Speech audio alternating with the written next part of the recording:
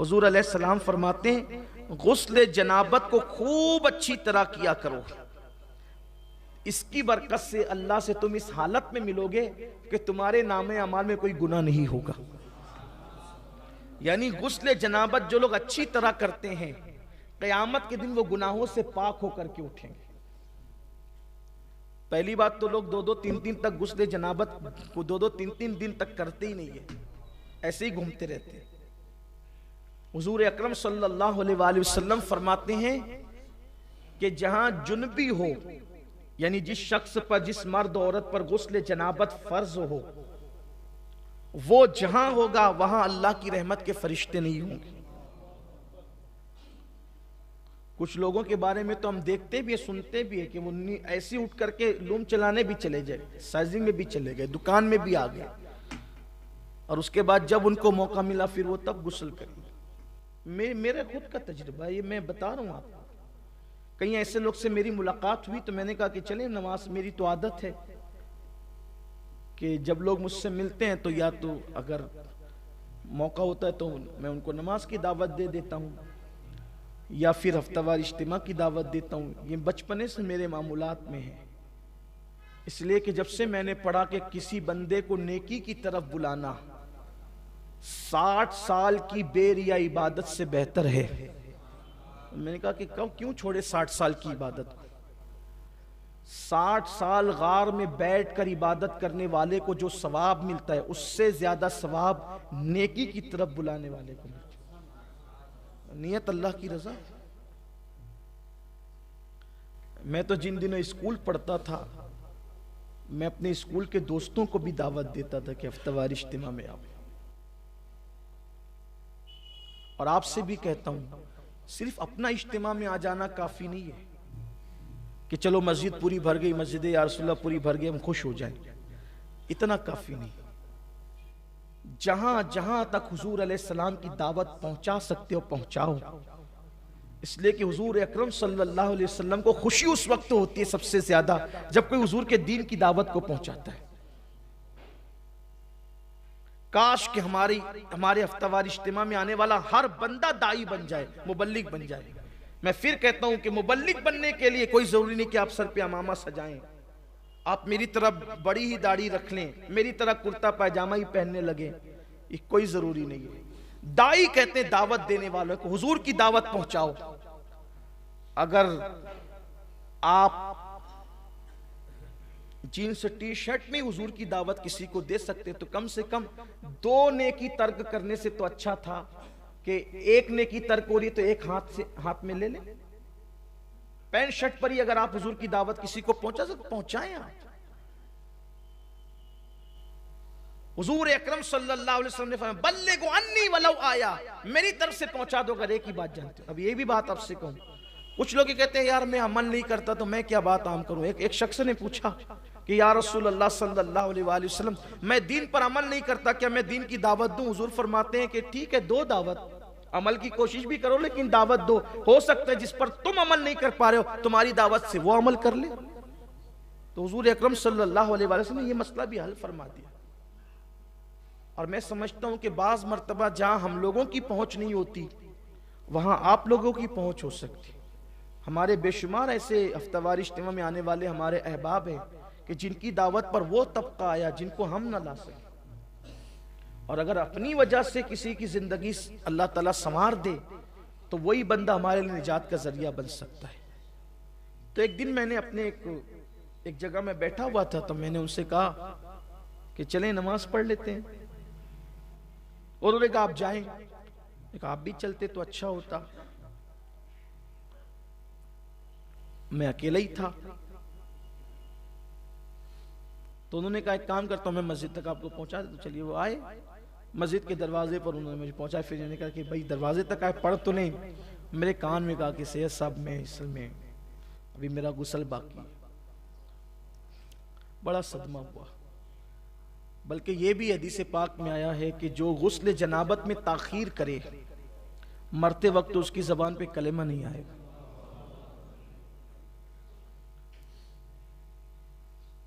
आदत बना लें जब फारिग हों फौरन गुस्ल करें। हालांकि फज्र के वक्त तक इजाजत है, लेकिन फौरन करें, अपनी आदत बनाए। मौलाए कायनात सैयदना अली करमल्लाहु ताला वजहुल करीम फरमाते हैं कि मैंने कभी जनाबत रात के अव्वल के हिस्से में नहीं की, हमेशा मैंने जनाबत रात के आखिरी हिस्से। मैं जनाबत सिर्फ समझाने के लिए कह रहा हूँ, वहां तक अभी बच्चे बहनें सब और लोग होते हैं, से समझाने के लिए। मैंने कभी जनाबत का मामला शुरू रात में नहीं किया, हमेशा रात के आखिरी हिस्से में किया। वजह इसलिए कहते हैं कि अगर शुरू हिस्से में करता तो रात में उसी हालत में सोना पड़ता। अभी तो बहुत आसानी है मेरे अजीजों, गीजर चालू करो और 5 मिनट में गुसल करके बाहर निकल जाओ, तो फिर भी लोग मलीछे जैसे बने रहते हैं, 2-2, 3-3 दिन नहीं नहाते। लेकिन वो वक्त, और वो भी अरब के अंदर, जहां तेल से भी महंगा पानी आज भी बिक रहा है। पेट्रोल वहां सस्ता है, पानी महंगा है अभी भी। तो समुंदरों का पानी उन्होंने काबिल इस्तेमाल बना लिया मशीनों के जरिए से, तो अब भी पानी महंगा है वहां। तो जब कुओं के जरिए पानी निकाला जाता होगा तो उस वक्त पानी की कितनी अहमियत होगी। तो मौलाए कायनात कहते हैं कि रात के शुरू हिस्से में जनाबत इसलिए नहीं की कि रात भर जनाबत की हालत में सोना पड़ता था, इसलिए मैं आखिरी हिस्से में जनाबत करता ताकि मैं नापाक ना रहूं। क्यों? अगर उसी हालत में मौत आ गई तो अल्लाह को मुंह क्या दिखाऊंगा। तो इसलिए अगर गुस्ल जनाबत फर्ज हो जाए तो फौरी तौर पर करें। हालांकि फौरी तौर पे फर्ज वाजिब नहीं है, फजर की अजान तक अगर वुजू करके सो जाए तो इजाजत है, लेकिन मौत का भरोसा क्या है। एक बात आपको बताऊं, गुस्ल जनाबत न करने का नुकसान कभी कितना बड़ा होता है। एक है शहीद हकीकी, एक है शहीद फिqही, और एक है शहीद हुक्मी। शहीद की 3 किस्म। शहीद हकीकी वो है कि जिसको मार दिया गया, जुल्मन मारा गया, अल्लाह की राह में मर गया, वगैरह वगैरह। अब उसको इतनी देर तक जिंदगी नहीं मिली कि एक नमाज का वक्त आ जाता, या वो एक लुकमा खाता, या वो वसीयत करता। ये सब अगर वसीयत कर लिया तो शहीद हकीकी ना रहा, फिqही हो गया। ठीक इसी तरीके से नमाज का वक्त आ गया, या वसीयत कर दिया, या खाना खा लिया, और वो शहीद हकीकी ना रहा। लेकिन जो शहीद हकीकी होता है उसको उसी के खून के साथ उसी कपड़ों में दफन किया जाता है, और वो अपने खून को लेकर क़यामत के दिन उठेगा उसी कपड़ों में, और उससे मुश्क की खुशबू आएगी, और उसका खून भी मीज़ान अमल पे तौला जाएगा। ये शहीद हकीकी की बरकत है। लेकिन अगर उसने गुस्ल जनाबत नहीं किया था तो अब उसको गुस्ल दिया जाएगा। अब उसको गुस्ल दिया जाएगा, हालांकि शहीद का खून पाक है, पाक। शहीद का खून पाक है, इसीलिए फुकहा ने बयान फरमाया कि अगर शहीद के खून के कतरे कुएं में पड़ जाए तो उसको नापाकी का हुक्म नहीं दिया जाए। वो खून आलूद अगर कपड़ा कुएं में गिर जाए उसकी नापाकी का हुक्म नहीं दिया जाएगा। आप उसको उठा करके देखें, तो शहीद का ये मुकाम होता है। लेकिन अगर वो जुनबी नहीं है तो उसे गुस्ल नहीं दिया जाएगा, वरना उसे गुस्ल दिया जाएगा। अब ये जो एक फजीलत थी ना कि शहादत का खून कब्र में लेकर के जाना, बल्कि एक बात बताऊं, उन्होंने तो इश्क में किया था, लेकिन उसके बावजूद भी उनको गुस्ल दिया गया। लेकिन चूंकि किया था गफलत में नहीं बल्कि इश्क में, इसलिए गसीलुल इंसान नहीं बने, गसीलुल मलाइका बने। हालत जनाबत ही में निकले थे, लेकिन गुस्ल दिया गया उनको भी। तो गुस्ल जनाबत जल्द से जल्द किया जाए। बल्कि मेरे आका अलैहिस्सलाम फरमाते हैं, अमीन वो लोग हैं, यानी अमानतदार वो लोग हैं जो गुस्ल जनाबत सही तौर पे करते हैं और जल्दी करते हैं। अच्छा, गुस्ल जनाबत भी सही तौर पे होना चाहिए। हुजूर अकरम सल्लल्लाहु अलैहि वसल्लम फरमाते हैं, जब किसी को जुन्ब की कैफियत होती है तो उसके बाल बाल में जनाबत होती है। अगर एक बाल भी हालत जनाबत में धुलने से रह गया तो पाकी ना होगी। लोग तो धड़ाधड़ धड़ाधड़ पानी डाल, बदन पे पानी बहाने का नाम गुस्ल नहीं है। नाक की नरम हड्डी तक पानी चढ़ाना, गरगरा करके हलक तक पानी पहुंचाना अगर रोजे में नहीं है तो, और उसके बाद इस अंदाज से बदन पर पानी बहाना कि हर बाल से कम 3 कतरे पानी बह जाए, ये जरूरी होता है। फर्ज गुस्ल बहुत एहतियात से होना चाहिए, वरना गुस्ल बाकी रहेगा। कुछ लोग तो बस बदन पे 3-3, 4-4 बच्चों के बाप हो गए, लेकिन गुस्ल करना सीख ही नहीं सके। क्या नमाज होगी और क्या इबादत होगी और क्या तिलावत होगी, कितना बड़ा अलमिया है। तो इसलिए मेरे आका अलैहिस्सलाम ने फरमाया कि अगर तुम ये चाहते हो कि गुनाहों से पाक हो के क़यामत के दिन अल्लाह से मुलाकात करो, तो गुस्ल जनाबत अच्छी तरह से किया करो। हुज़ूर इस्लाम ने कि अच्छी तरह से किया करो, इसलिए गुस्ल जनाबत अच्छी तरह से करने की आदत डालें। नाक के बाल बढ़ जाया करें तो उसको कटवा लिया करें, इसलिए कि अगर बाल कटवा लेते हैं तो गुस्ल जनाबत में आसानी होती है। इसी तरीके से अगर कुछ खाए हैं, दांत में फंस गया है और निकाला जा सकता है, तो वो सारा हिस्सा धुलना हमारे लिए फर्ज है।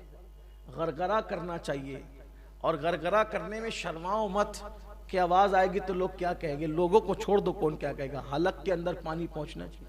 इसीलिए काफिर कभी पाक नहीं हो पाता।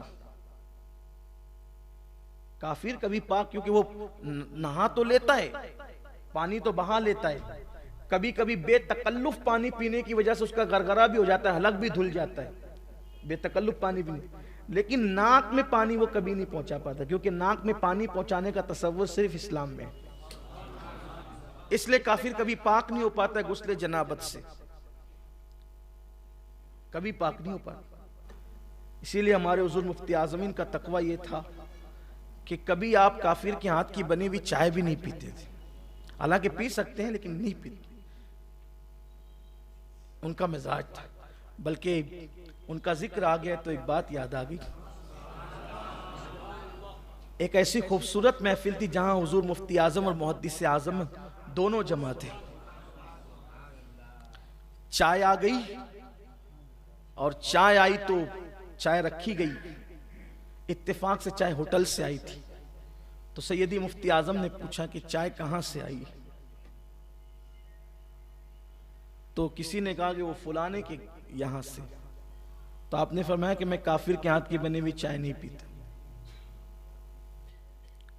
तो वो चाय उठा ली गई। चाय रखी थी सैयदी मुहद्दिस आज़मीन के सामने, तो लोगों ने समझा वो नहीं पी रहे तो ये भी नहीं पिएंगे। तो सैयदी मुहद्दिस आज़मीन रहमतुल्लाहि तआला से किसी का हुजूर मुफ्ती आज़म चाय नहीं पीते। क्यों? का वो कहते हैं कि वो काफिर के हाथ की बनी हुई इसलिए वो नहीं पिएंगे। तो आपने फिर कप संभाल लिया, और कप संभाल कर उठाकर पीते हुए फरमाया, ये वो उनका तकवा था, ये उनका फतवा है। वो उनका तकवा था और ये उनका, और आपने पी लिया। पी सकते हैं, लेकिन सैयदी मुफ्ती आज़मी रहमतुल्लाहि ताला अलैह नहीं पिया करते। इससे ये नहीं कि अब जो पीने लगे तो आप उसको जो वो टेढ़ी नजर से, नहीं, इजाजत है। लेकिन आप फरमाते थे, बल्कि उन्होंने ही लिखा ये बात जो मैंने अभी अर्ज की ना, कि काफिर कभी पाक नहीं हो पाता, क्योंकि नाक में पानी चढ़ा करके धुलने का तसव्वुर काफिरों के यहाँ नहीं है। बेतकल्लुफ पानी पीने से उनका हलक धुल जाता है। इसलिए आपसे कहता हूँ गुस्ले जनाबत सीखिए, और अच्छे से सीख करके गुस्ले जनाबत कीजिए। और गुस्ले जनाबत की बरकत भी बहुत ज्यादा है। जब कोई गुस्ले जनाबत करता है तो हर कतरे की तादाद के बराबर फरिश्ते पैदा किए जाते हैं, और वो फरिश्ते क़यामत तक उसके लिए मग़फ़िरत की दुआ करते हैं जिसने जनाबत का गुस्ल किया था। और गुस्ले जनाबत का पानी बतौर नेकी मीज़ान में तौला जाएगा। ये उसकी बरकतें हैं। अल्लाह ताला तौफीक अता फरमाए।